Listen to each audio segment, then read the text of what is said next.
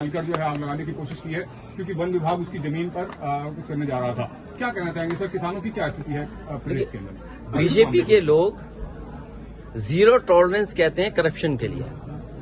ये zero tolerance उनका zero हो गया है। और जब एसडीएम और अधिकारियों के कार्यालय न्याय नहीं दे रहे हैं तो मजबूरी में उसको आत्महत्या का रास्ता अपनाना पड़ा।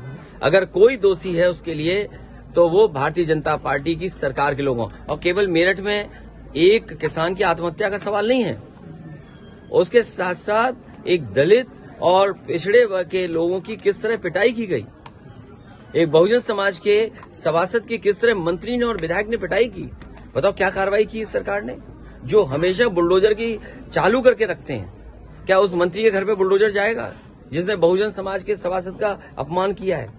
क्या ये वही बुलडोजर एसडीएम के घर की ऑफिस को तोड़ेगा कि जिस एसडीएम या जिस अधिकारी की वजह से उस किसान की जान चली गई? तो जीरो टॉलरेंस इसलिए नारा दे रहे हैं जिससे हमारा गरीब समझ ही नहीं पाए। गरीब समझ रहा ना जाने कौन सा फैसला ले रहे हैं जीरो टॉलरेंस से। इन्होंने कहा जीरो टॉलरेंस हमारा करप्शन के लिए है।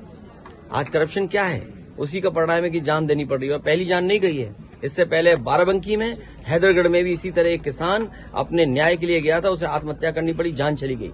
कभी मुख्यमंत्री आवास में इतने लोगों ने आत्महत्या नहीं की होगी। कई बेटियां न्याय के लिए आईं और मुख्यमंत्री आवास के सामने आत्मदाह किया, उनकी जान नहीं बची, चली गई। और मैं अपने पत्रकार साथी से कहूंगा वो तमाम आंकड़े आप निकाल करके जनता को बताएं कम से कम कि कितनी ऐसी घटनाएं इस सरकार में हुई हैं। अच्छा सर, सत्ता पक्ष जो है लगातार विपक्ष पर